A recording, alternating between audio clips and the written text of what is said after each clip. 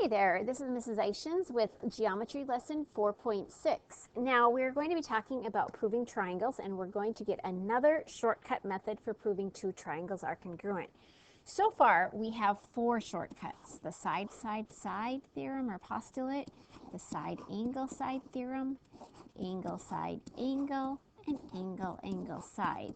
Now we talked about how when you have an angle, and this side and this side are congruent, okay, so these two angles, these two sides, and then this side and this side are the same.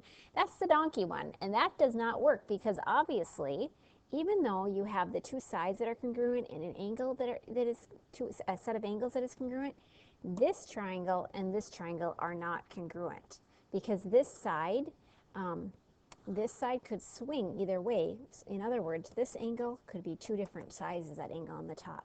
So we don't have congruent triangles necessarily, but there is one case that we're going to learn about today where the side-side angle does work, and that is when you have a right triangle.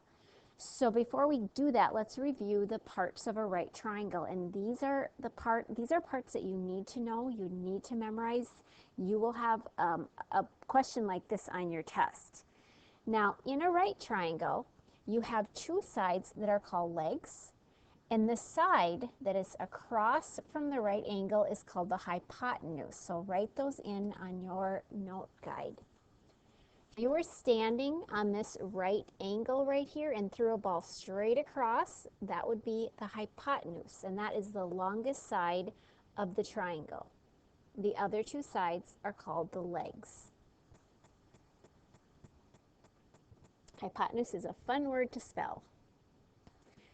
Okay, so the hypotenuse-leg congruence theorem says if the hypotenuse and a leg of a right triangle are congruent to the hypotenuse and a leg of a second right triangle, then the two triangles are congruent.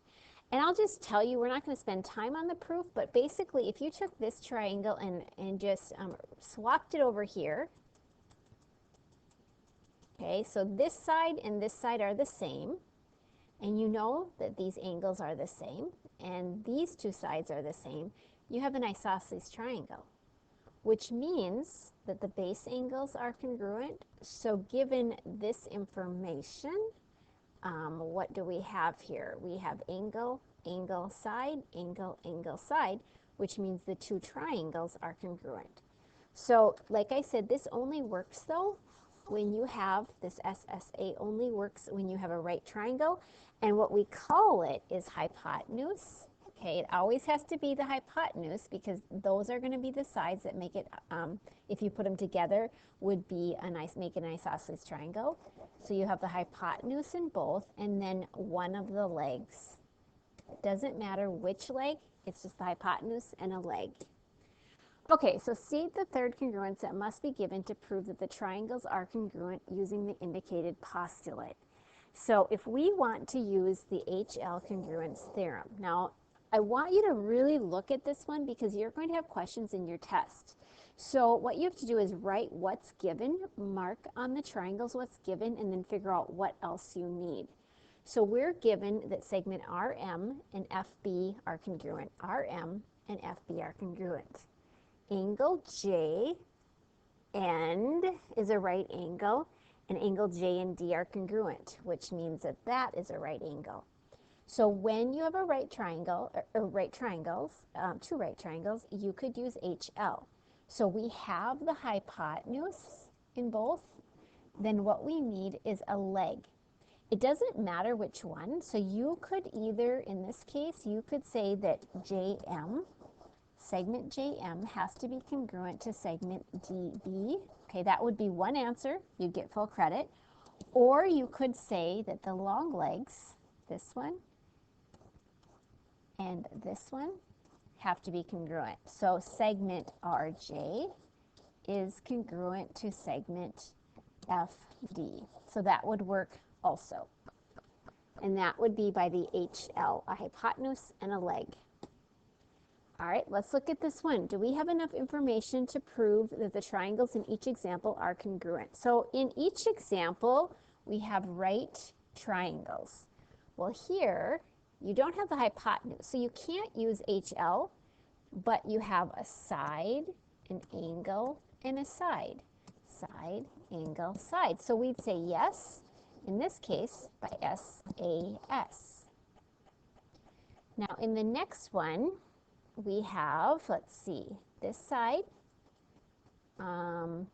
We got to mark this congruent also because this is a reflexive property. So here you have SAS, here you have SSA, but you don't have the hypotenuse in both. So we don't have side angle side in both. We don't have the hypotenuse, so we can't use HL. So we would say no, not enough information.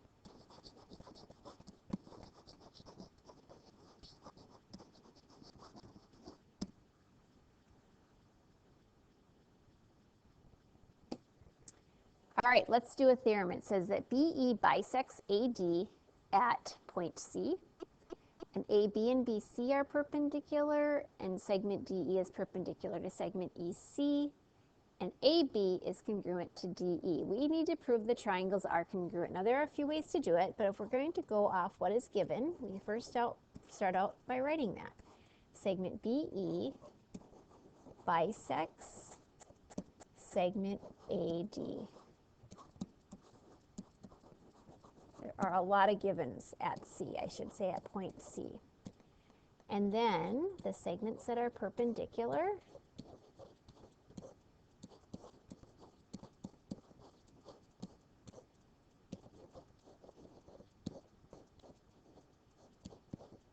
Okay, so write all your givens. And then let's see. AB congruent to DE, that's marked. Let's make sure you have that on your drawing. Now let's look at the givens and see what do we gain from that. If BE bisects AD, so ABE cuts in half AD. So AD is the one getting cut in half, which means this is congruent to this. So we're going to write that segment AC is congruent to segment DC. Why did we know that? Definition of a bisector. All right, so that happens to be, look at straight across from the right angle, straight across, that's the hypotenuse.